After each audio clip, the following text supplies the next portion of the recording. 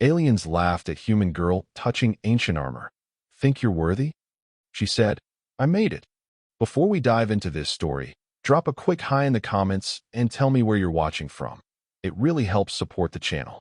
The grand ceremonial chamber of the Galactic Heritage Museum on Centauri Prime fell silent as the doors swung open. A small human figure stepped through, her work boots echoing against the polished marble floor, drawing curious and dismissive glances from the assembled alien dignitaries.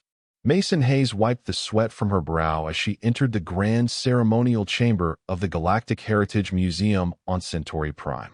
The climate controls were clearly calibrated for species with higher body temperatures than humans, and despite her lightweight clothing, she could feel perspiration trickling down her back.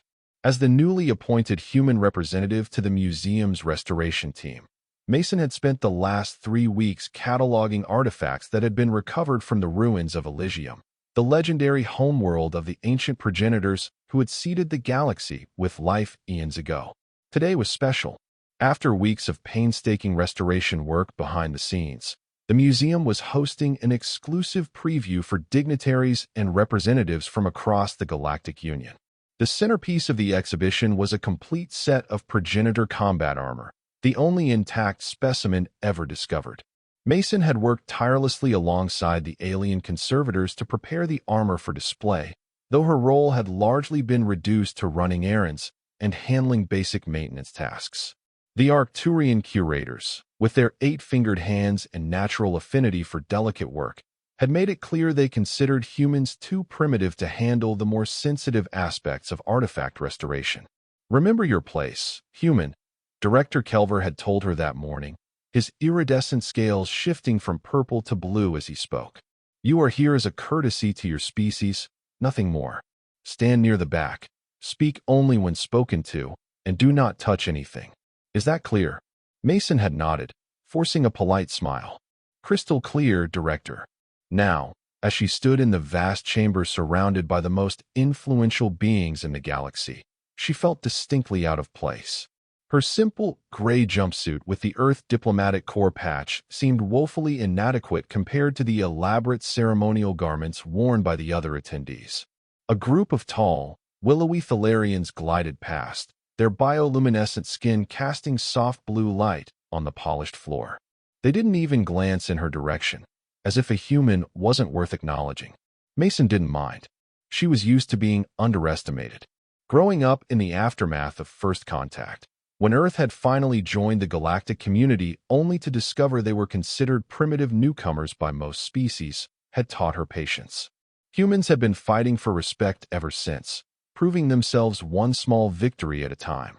The murmur of conversation suddenly died down as Director Kelver ascended to the central platform, his ceremonial robes shimmering under the lights. Behind him, displayed on a raised dais and protected by a containment field, stood the progenitor armor, an imposing set of metallic plates that somehow managed to look both ancient and futuristic at the same time. "Distinguished guests," Kelver began, his voice amplified by hidden speakers. "Today marks a historic moment for our galactic civilization. For millions of cycles, the progenitors have been nothing but legend. The mythical ancestors who brought sentient life to the stars before mysteriously vanishing. Today, we stand in the presence of irrefutable proof of their existence." Mason tuned out the rest of Kelver's speech, having heard variations of it during rehearsals. Instead, she focused on the armor itself. Even after weeks of working near it, she still felt a strange connection to the artifact. There was something familiar about its design that she couldn't quite place. Proportions that seemed almost human despite being created by an alien species that had vanished long before mankind had discovered fire. The armor stood nearly 8 feet tall, its surface a deep, burnished gold that seemed to absorb and reflect light in equal measure.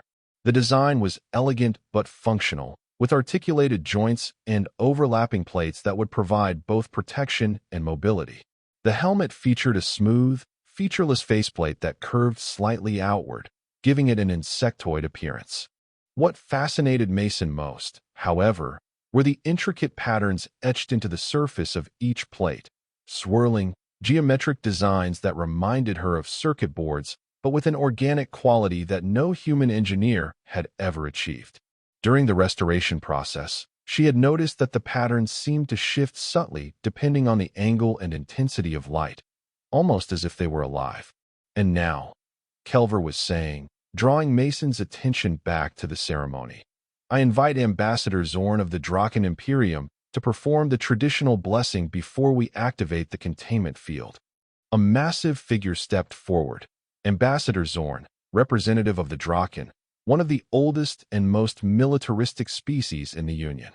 Standing nearly 9 feet tall with leathery red skin and multiple rows of horns protruding from his skull, Zorn cut an imposing figure. The Draken claimed to be the rightful heirs of the progenitors, a claim disputed by several other species, but one they maintained with characteristic stubbornness. Zorn approached the armor, raising his 4-fingered hands in a ceremonial gesture. Great ancestors, we honor your legacy, he intoned, his deep voice reverberating through the chamber. Your children have spread across the stars, building on the foundation you created. This sacred artifact reminds us of our duty to continue your work and uphold your principles. Mason barely suppressed a snort. From what she had learned about the Draken principles during her diplomatic training, they mostly involved conquering weaker species and exploiting resources with little regard for ecological consequences. The hypocrisy was thick enough to cut with a knife.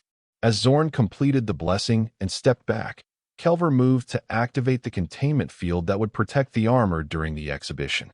But before he could do so, a commotion erupted near the entrance. Apologies for my tardiness, a smooth voice called out. Spatial anomalies near the Cygnus Rift. Unavoidable delay. Mason turned to see a Viridian gliding into the chamber. Tall and slender with feathered crests instead of hair, Viridians were known for their advanced technological capabilities and their condescending attitude toward younger species, especially humans. This particular Viridian wore the distinctive insignia of the Science Directorate on his flowing robes. Professor Talon, Kelver acknowledged with a slight bow. We were beginning to think you wouldn't join us, and missed the activation of a progenitor artifact. Talon's feathered crest rippled in what Mason recognized as amusement. Hardly. I've spent 3 decades studying progenitor technology. My expertise will be invaluable when you activate the armor. Kelver's scales darkened slightly, a sign of annoyance, but he nodded. Of course, Professor. Your input is always welcome. Mason watched the interaction with interest. There was clearly tension between the museum director and the Viridian scientist, though she couldn't determine the cause. Before we proceed, Talon said, gliding toward the armor, I must inspect the artifact. Ensure that the restoration was performed correctly. His gaze swept across the gathered conservators, lingering briefly on Mason before dismissing her entirely. I see you've even allowed a human to participate. How progressive of you, Director. Several of the dignitaries chuckled, and Mason felt her cheeks grow warm. She clenched her fists at her sides, reminding herself that responding would only make things worse. Talon circled the armor, his long fingers hovering just above the surface. Remarkable preservation, he murmured. The neural interface appears intact, though I doubt it's still functional after all this time. Neural interface? Ambassador Zorn rumbled, stepping forward again.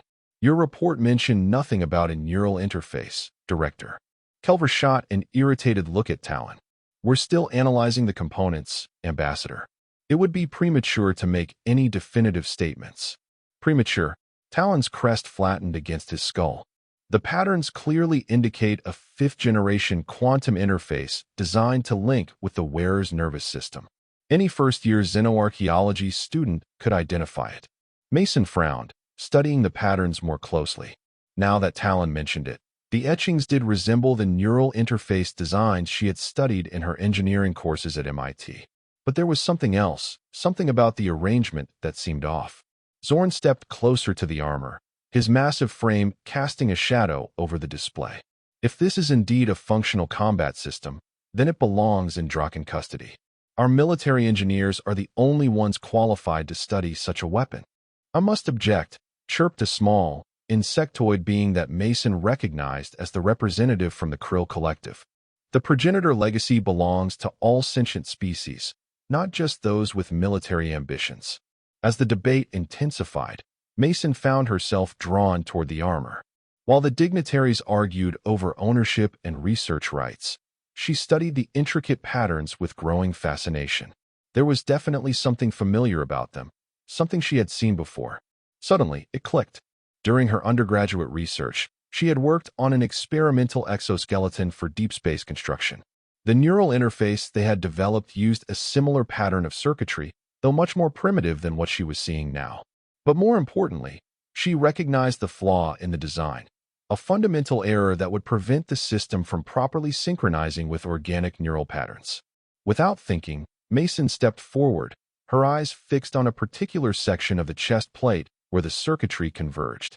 The arguments around her faded into the background as she focused on the patterns, mentally tracing the flow of energy through the theoretical interface. The polarity is inverted, she murmured to herself. That wouldn't work at all. What did you say, human? Talon's sharp voice cut through her concentration. Mason looked up to find everyone staring at her. She swallowed hard, suddenly aware that she had spoken aloud and interrupted the proceedings. I was just noting that the neural interface design has a fundamental flaw, she said, trying to keep her voice steady. The polarity is inverted at the junction points. If activated in this configuration, it would create feedback loops in the wearer's nervous system.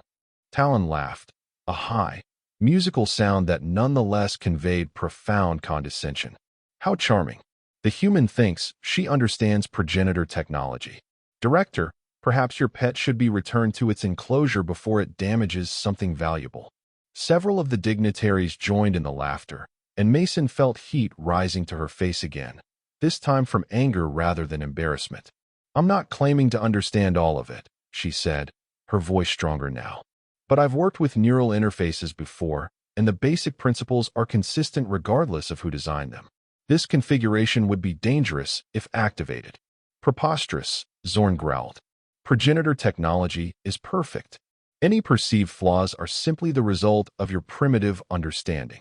Mason took a deep breath, weighing her options. She could back down, return to her place in the shadows, and let these arrogant aliens potentially harm themselves when they activated the armor. Or she could stand her ground and risk further humiliation. She chose the latter.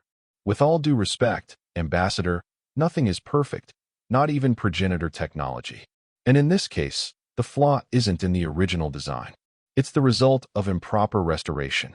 The chamber fell silent. Director Kelver's scales had turned a dangerous shade of deep purple, and his eyes narrowed to slits. Explain yourself, Ms. Hayes, he said, his voice dangerously soft. Mason pointed to the chest plate. During the restoration process, this section was removed for cleaning and then reattached. But it was oriented incorrectly, rotated 180 degrees from its original position. That reverses the polarity of the neural connections, which would cause a catastrophic cascade failure if the system were activated. Absurd, Talon scoffed. I supervised the restoration personally. Every component was documented and replaced exactly as found. Actually, Mason said, reaching into her pocket for her tablet, I have the original scans here. She pulled up the three-dimensional model they had created before beginning the restoration process and projected it into the air above her device. If you compare the orientation of the circuitry patterns, you can see the discrepancy. The gathered dignitaries leaned forward, studying the projection. Mason highlighted the section in question, showing how the swirling patterns flowed in opposite directions in the restored armor compared to the original scan. A murmur ran through the crowd as several of the more technically inclined species recognized the issue. Kelver's scales gradually shifted from purple to a more neutral blue as he examined the evidence. It appears the human is correct, admitted a Thalarian scientist after a moment. The patterns are indeed inverted. Talon's feathered crest flattened against his skull in agitation. A minor oversight, easily corrected, he said dismissively. It doesn't change the fact that this is the most significant progenitor discovery in a millennium. Minor. Mason couldn't help herself. Activating the system with inverted polarity would have sent feedback through the neural pathways of anyone attempting to interface with it. At best, it would cause excruciating pain. At worst, brain death. Ambassador Zorn rounded on Talon, looming over the Viridian scientist. You would have allowed us to activate a fatally flawed system? This is an outrage. As the argument escalated, Mason approached the armor. Now that she had identified one issue, she noticed several others, small discrepancies between the original design and the restored version. Whoever had created this armor had been a genius, but the restoration team had made numerous errors in their haste to prepare the exhibit. Without thinking about the consequences, she reached out and touched the surface of the chest plate. She expected to feel cool metal beneath her fingers, but instead, the material was warm and seemed to pulse slightly, almost like living tissue. Human. Kelver's horrified voice cut through the chamber. Step away from the artifact immediately. But Mason was transfixed. The moment her fingers made contact with the armor, the circuitry patterns began to glow with a soft, golden light that spread outward from her touch, like ripples on water. What have you done? Talon shrieked, rushing forward. The dignitaries scattered, backing away from the now glowing armor as if it might explode. Only Mason remained, her hand still resting on the chest plate, watching in wonder as the light grew brighter. It's responding to her, someone whispered in the suddenly quiet chamber. Zorn pushed his way to the front of the crowd, his red face contorted with rage. Remove your hand, human, before you destroy an irreplaceable artifact. Mason started to comply, but as she began to pull away, the light pulsed brighter, and she felt a gentle pressure against her palm, as if the armor itself was urging her to maintain contact. I don't think it wants me to let go, she said, surprised. Talon laughed derisively. The human thinks the armor has desires. How primitive. It's simply an automatic response to organic contact, nothing more. But Mason wasn't convinced. There was something intentional about the way the light moved, forming patterns that seemed almost like language. I think it's trying to communicate, she said softly. Nonsense, Zorn growled, stepping forward and reaching for her arm. I will remove you myself. Before he could touch her, however, a pulse of energy emanated from the armor, pushing him back several feet. The assembled dignitaries gasped as the ambassador stumbled, nearly falling. The light emanating from the armor intensified, bathing the chamber in a golden glow. The patterns on the surface began to shift and change, flowing like liquid metal. Before the astonished eyes of the gathered aliens, the armor began to reconfigure itself, plates sliding and adjusting. The overall size decreasing until it appeared to be sized for a human rather than the towering progenitors it had supposedly been created for. Impossible, Talon whispered, his scientific arrogance giving way to genuine awe. Self-modifying technology of this complexity shouldn't exist. Even our most advanced systems can't. His voice trailed off as the helmet of the armor tilted forward, its featureless faceplate regarding Mason with what felt like curious attention. Then, to the shock of everyone present, a voice emanated from the armor, not through any visible speaker, but directly into their minds, a telepathic broadcast that somehow translated into each listener's native language. After so long, a worthy hand reaches out. The voice said, feminine yet ancient, carrying the weight of eons. Tell me, small one, do you understand what you have found? Mason swallowed hard, aware that every eye in the chamber was fixed on her. I think it's some kind of combat armor, created by the progenitors. A sound like gentle laughter filled their minds. Not created by child. Created for. There is a distinction. Ambassador Zorn pushed himself to his feet, his expression a mixture of anger and religious awe. Great one, he said, addressing the armor directly. We are your children, the inheritors of your legacy. The Draken have maintained your traditions for countless generations, waiting for your return. The helmet swiveled toward him, and although the faceplate remained expressionless, there was a distinct sense of assessment in its posture. You claim our legacy, the voice said, yet you understand nothing of our purpose. The ambassador recoiled as if struck. We have preserved your teachings, followed your example. You have followed a shadow, a distortion of truth twisted by time and ambition. The armor turned back to Mason. This one, however, sees clearly. She identified the flaws without guidance, understood the danger where others saw only glory. Director Kelver stepped forward, his scales shifting to a placating shade of green. Honored progenitor, the human is merely a junior assistant. Her presence here is a diplomatic courtesy, nothing more. If you wish to communicate with our most accomplished scientists. Silence. The single word carried such authority that Kelver's mouth snapped shut instantly. You judge by appearance and preconception, yet remain blind to truth. This is why we withdrew from the galaxy eons ago, leaving only scattered remnants of our civilization as tests for those who would follow. The armor turned its attention back to Mason. You touched my surface without permission, it said, though there was no anger in the telepathic voice. Why? Mason hesitated, aware that her answer might have diplomatic repercussions. But something told her that honesty was the only appropriate response. It was damaged, she said simply. I wanted to understand the problem so I could fix it. A worthy impulse, the voice approved. And what did you discover? That the restoration was flawed.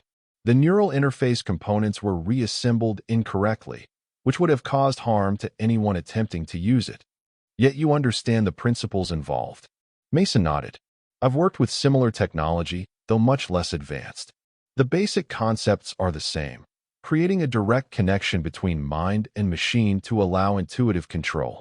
Interesting. The armor seemed to study her more intensely. And if I were to offer you the opportunity to demonstrate your understanding more directly? Before Mason could respond, Talon pushed forward, his feathered crest fully extended in agitation. This is absurd. The human can't possibly comprehend the complexity of progenitor technology. I have studied your artifacts for decades. I should be the one. Yet you failed to notice what she saw immediately. The voice interrupted, a hint of amusement coloring the words. Knowledge without understanding is empty, Viridian. You collect facts, but miss their meaning. Talon recoiled, his crest deflating. The armor's attention returned to Mason. You are called Mason Hayes, she replied. Of Earth. Earth, the voice repeated, as if testing the word. Unknown to us when we departed. A young species then. We've only been part of the galactic community for about 30 years, Mason explained. Most of the other species consider us primitive newcomers. Youth is not a failing, the voice said. Often, it brings clarity where age has fostered rigidity. The armor shifted slightly, plates realigning. Mason Hayes of Earth, would you accept a gift freely given? The chamber erupted in protests. Ambassador Zorn bellowed about Draken birthright, Talon shouted about scientific protocols, and various other dignitaries added their objections to the cacophony. Through it all, the armor remained focused on Mason, waiting for her answer. She should have been intimidated, overwhelmed by the responsibility and the diplomatic consequences of her decision. Instead, she felt a strange calm, as if this moment had been inevitable from the first time she laid eyes on the armor. What sort of gift? She asked. Understanding, the voice replied, and the means to use it. Mason took a deep breath. Then yes, I accept. The moment the words left her mouth, the golden light surrounding the armor intensified, becoming almost blinding. The dignitaries shielded their eyes, backing away further. Director Kelver was shouting something about security protocols, but his voice seemed distant and irrelevant. The armor moved, not as an empty shell, but with the fluid grace of a living being. It stepped off its display pedestal and approached Mason, who stood her ground despite the voice in the back of her mind screaming that this was insane. The final test, the voice said, audible only to Mason now. Do you trust? She didn't know if the question referred to trusting the armor, herself, or some larger cosmic principle. But as the gleaming figure stood before her, hand extended in a gesture that somehow transcended species and culture, Mason found that the answer was simple. I do. The armor nodded, then began to disassemble itself. Plates separated, components shifting and rearranging themselves in midair. The gathered aliens watched in stunned silence as the ancient artifact transformed before their eyes, becoming something new yet somehow familiar. With a grace that belied its apparent weight, the reconfigured armor settled around Mason's body, pieces connecting seamlessly until she was enclosed from neck to toe in a second skin of golden metal. It should have felt claustrophobic, restrictive. Instead, it felt like coming home. What is happening? Zorn demanded, his hand moving to the ceremonial weapon at his belt. What trickery is this, human? Mason hardly heard him. Her attention was consumed by the cascade of information flowing through her mind. Not overwhelming, but perfectly organized, as if she were remembering knowledge she had always possessed but temporarily forgotten. "There is no trickery, Ambassador," she finally responded, her voice calm and assured. "Only recognition." "Recognition of what?" Kelver asked, his scales shifting through a rainbow of confused colors. Mason smiled, understanding dawning as the last pieces fell into place. "Of origin." With that enigmatic statement, she raised her hand, palm up. The golden circuitry patterns on her armor glowed brighter, and above her open hand, a three-dimensional hologram appeared, a star map of breathtaking detail, showing not just the current configuration of the galaxy, but its movement over time. "The progenitors didn't vanish," she explained, watching the map shift to show a specific sector. "They withdrew, retreating to isolated worlds to observe and wait." "Wait for what?" someone asked from the crowd. "For their successors to mature," Mason replied. As she spoke, the map zoomed in further, highlighting a particular solar system, one instantly recognizable to any human.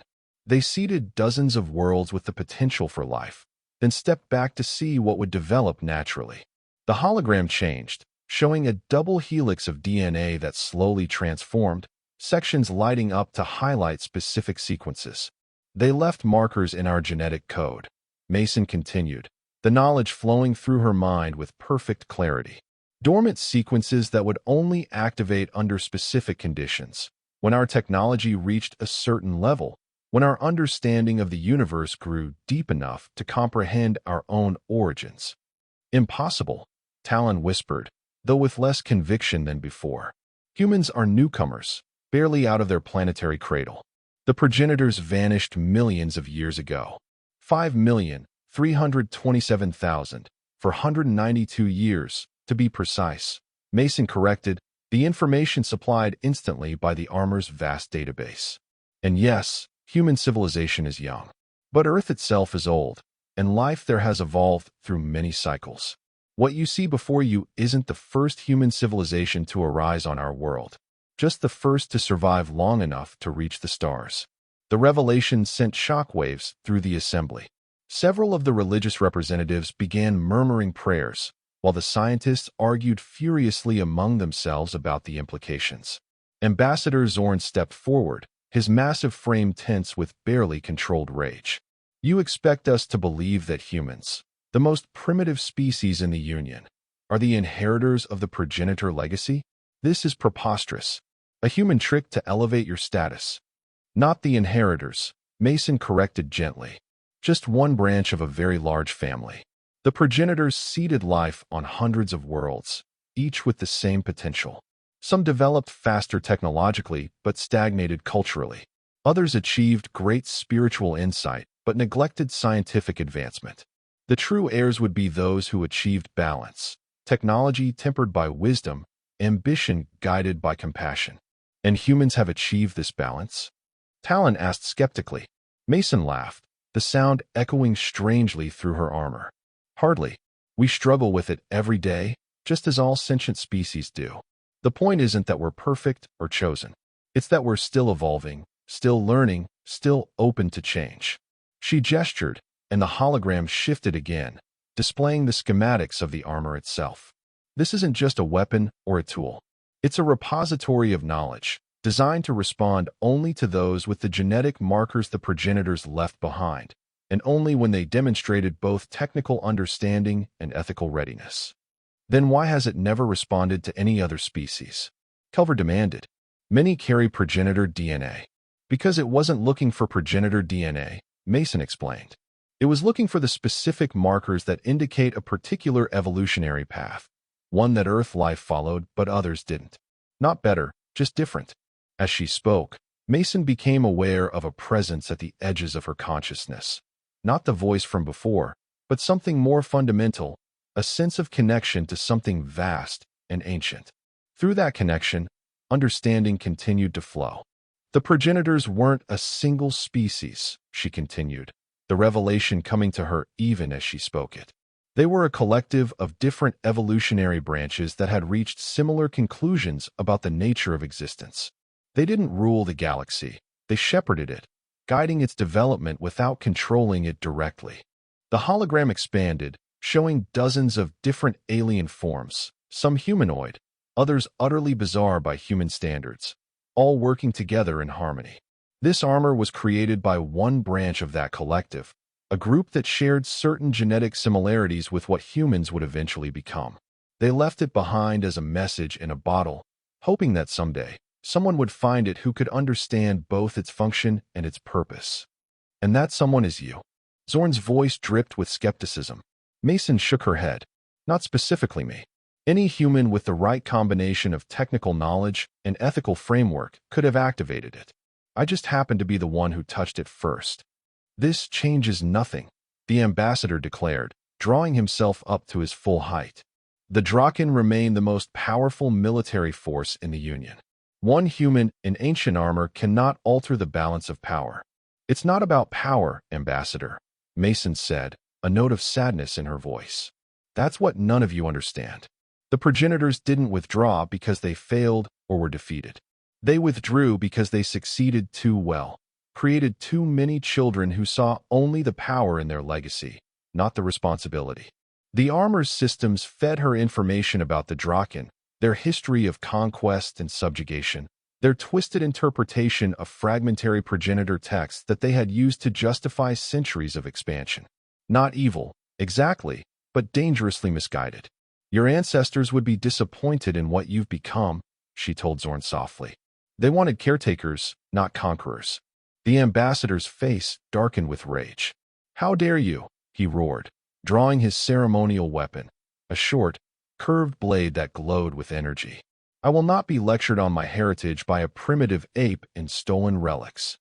He lunged forward, blade aimed at Mason's throat. Several dignitaries screamed, and security personnel rushed forward, but they were too far away to intervene. Mason didn't move. She didn't need to. As the blade neared her neck, it encountered an invisible barrier, a force field generated by the armor, perfectly calibrated to stop the weapon without harming its wielder. Zorn stared in shock as his blade, which could cut through battleship armor, was held at bay by seemingly nothing. The armor was designed for defense, not domination, Mason explained quietly. Its most powerful systems aren't weapons, but shields, protection for the vulnerable, not tools to enforce one's will on others. With a gesture, she deactivated the force field. Zorn's blade moved forward a fraction of an inch before he pulled it back, suddenly uncertain. I don't want to fight you, Ambassador, Mason said. Or anyone else. That's not why this knowledge was preserved. Then why?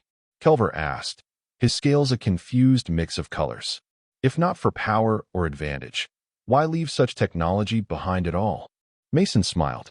To remind us of what's possible when different species work together instead of competing.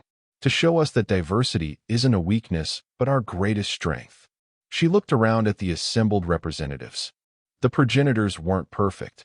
They made mistakes, had conflicts, struggled with the same questions of purpose and meaning that we all do. But they learned to see past their differences and work toward a common goal, the flourishing of all life, not just their own kind. As she spoke, the armor continued to feed her information, showing her glimpses of the past, the progenitor civilization at its height, a galactic community of thousands of species working in harmony. Not a utopia. There were still conflicts, still challenges, but a society built on cooperation rather than domination. That's the true legacy they left us, Mason continued. Not weapons or technology, but a vision of what we could become if we set aside our fears and prejudices. Pretty words, Zorn growled, sheathing his weapon, but ultimately meaningless. The galaxy doesn't run on ideals, girl. It runs on power. Always has, always will. Not always, Mason countered. And not everywhere. There have been exceptions throughout history. Moments when cooperation overcame conflict, when wisdom prevailed over force. She gestured, and the hologram shifted again, showing scenes from various worlds and times. Examples of different species working together to overcome shared challenges. These moments aren't anomalies. They're glimpses of our true potential. Director Kelver stepped forward, his scales settling into a thoughtful blue. If what you say is true, and I'm not conceding that it is, what happens now? Do you intend to use this knowledge to elevate humanity's position in the Union? Mason laughed. That would rather miss the point, wouldn't it? No, Director. This isn't about elevating one species above others. It's about remembering that we're all connected, branches of the same evolutionary tree, children of the same cosmic process. She glanced down at her armored form. As for this, I think it's time it was used for its intended purpose. Which is? Talon asked, his scientific curiosity overcoming his earlier dismissiveness. Building bridges, Mason replied.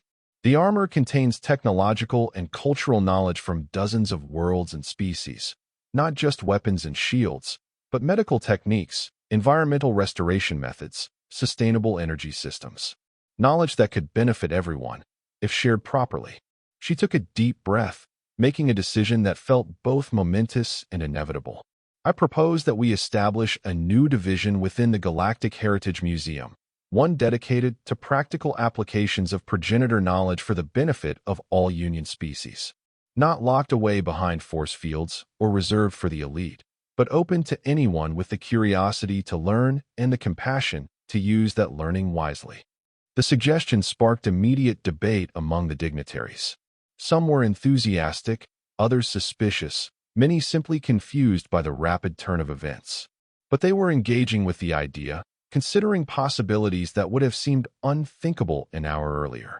As the discussion continued, Talon approached Mason, his earlier arrogance replaced by cautious respect. The armor, he said quietly. It spoke of you being worthy. What did it mean by that? Mason considered the question, feeling the knowledge flowing through her mind. Not worthy in the sense of being superior or chosen, she explained. Worthy in the sense of being ready, ready to learn, ready to grow, ready to see beyond the limitations of a single perspective. She looked around at the diverse gathering of species, each with their own evolutionary history, their own cultural background, their own unique way of perceiving the universe. Different, yes, but not separate. Branches of the same cosmic tree. The progenitors believed that true wisdom comes from synthesis, from bringing together different viewpoints to create something greater than any individual understanding. They didn't want heirs who would simply preserve their legacy. They wanted successors who would build on it, improve it, adapt it to new challenges and circumstances. And they chose humans for this role? Talon still seemed skeptical, though less hostile than before. Not chose, exactly. Mason corrected. They created the potential in many species. We're just the first to reach this particular milestone. She smiled. But certainly not the last. As the diplomat in her had expected, it took weeks of negotiations, debates, and compromise to establish the framework for the new progenitor knowledge exchange. Many species remained skeptical of humanity's supposed connection to the ancient civilization, while others were concerned about the potential disruption to existing power structures if advanced technology became widely available. But gradually, resistance gave way to curiosity and suspicion to cautious optimism. The armor, or rather, the vast repository of knowledge it contained, provided ample evidence to support Mason's claims, including genetic markers present in human DNA that matched those found in progenitor remains. More importantly, the practical benefits of cooperation quickly became apparent.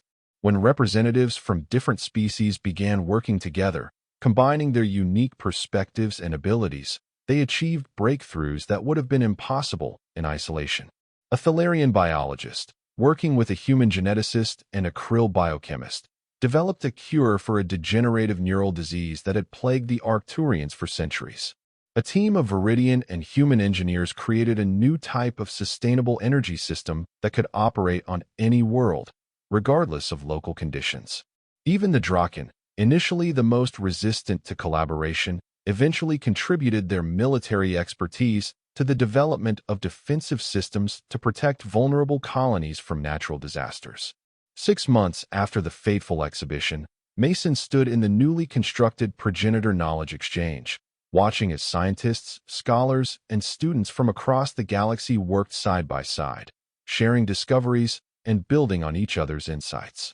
The armor, now permanently bonded to her on a genetic level, had become both less and more than a symbol, a practical tool for accessing and interpreting the vast database of progenitor knowledge, but also a tangible reminder of the potential for cooperation. Quite a change from your first day, wouldn't you say? Director Kelver remarked, joining her at the observation platform. His scales had settled into a content shade of teal that Mason had come to recognize as genuine pleasure. Almost unrecognizable, she agreed. Though I never imagined I'd end up as a living museum exhibit. Kelver's scales rippled in amusement. Is that how you see your role? I would have described it more as a catalyst. Mason considered this. Maybe, though the potential was always there, waiting to be activated. Perhaps, the director conceded. But potential without action remains merely theoretical. You acted when others only observed. They stood in companionable silence for a moment, watching the bustling activity below. Researchers from a dozen different species clustered around holographic displays, engaged in animated discussions that transcended language barriers thanks to the translation technology derived from the armor systems. There's still resistance, Mason noted. Not everyone is convinced this is the right path. Change is never universally welcomed, Kelver replied philosophically, particularly when it threatens entrenched power structures. But the momentum is building. Each successful collaboration strengthens the case for cooperation. A commotion at the entrance caught their attention. Ambassador Zorn strode into the exchange, accompanied by a younger Draken who appeared to be his aide. The ambassador's expression was as stern as ever, but he moved with purpose rather than hostility. Speaking of resistance, Kelver murmured, your favorite diplomat has arrived. Mason suppressed a smile. Her relationship with Zorn had evolved over the months. Not quite friendship, but a grudging mutual respect that occasionally bordered on collegiality. The ambassador had been among the last to accept the changes brought about by the discovery, but once committed, he had thrown the considerable resources of the Draken Imperium behind the exchange. Ambassador, she greeted him as he approached. What brings you to our humble establishment today? Zorn grunted, a sound that might have been amusement. Humble is not the word I would use, Hayes. Revolutionary, perhaps. Disruptive, certainly.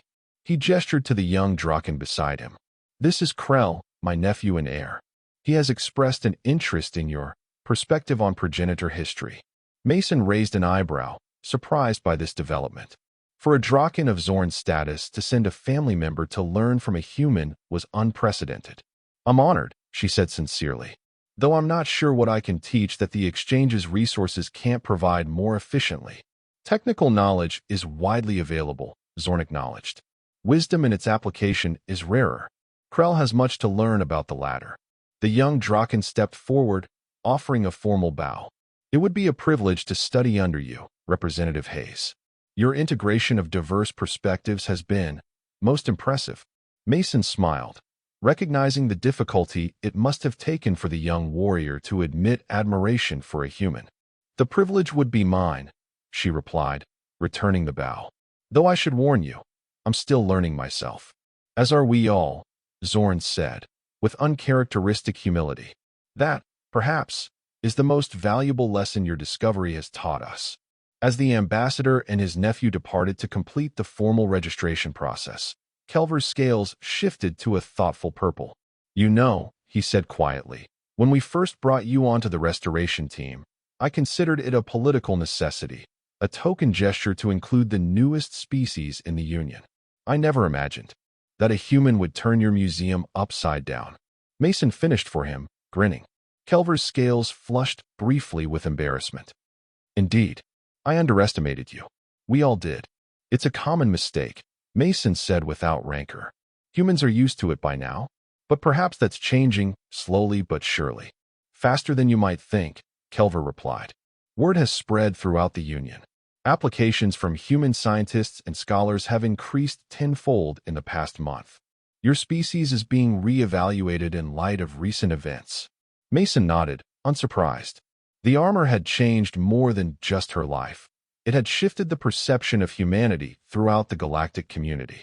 Where once they had been seen as primitive newcomers, now they were viewed with curiosity and, increasingly, respect. Not that everything had changed overnight. There were still those who resented the disruption to the established order, still species who looked down on humans as upstarts. But the trajectory had shifted, moving gradually but inexorably toward greater cooperation and understanding. As she watched the diverse group of beings working together below, Mason felt the now familiar presence of the armor's consciousness at the edges of her mind. Not controlling, not directing, but offering perspective when needed, knowledge when requested. A partnership rather than a possession.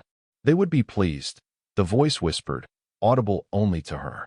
This is what they hoped for, not worship or emulation, but growth and evolution. Mason smiled, remembering the moment that had changed everything. The instant when the armor had recognized something in her that it had been waiting eons to find. Not because she was special or chosen, but because she represented a possibility, a path forward that transcended the limitations of any single species or perspective. "You think you're worthy?" the assembled aliens had asked, their laughter echoing through the chamber as she dared to touch what they considered sacred. "I made it," she had replied, not understanding then the full truth of her words. But she understood now. Humanity hadn't created the armor itself, but they had created the potential that allowed it to awaken. The unique combination of technical understanding, ethical reasoning, and openness to change that the progenitors had been waiting for. Not the only possible heirs, but the first of many, branches of the same cosmic tree, reaching toward a shared future among the stars. And that was the end of the story. If you listened all the way to here, don't forget to leave feedback about what you thought of the story in the comments, whether positive or negative. Your feedback helps us improve. Also leave your like and subscribe to the channel for more stories like this one. And I'll leave here on the screen another video that I'm sure you'll like. Big hug, and see you in the next story.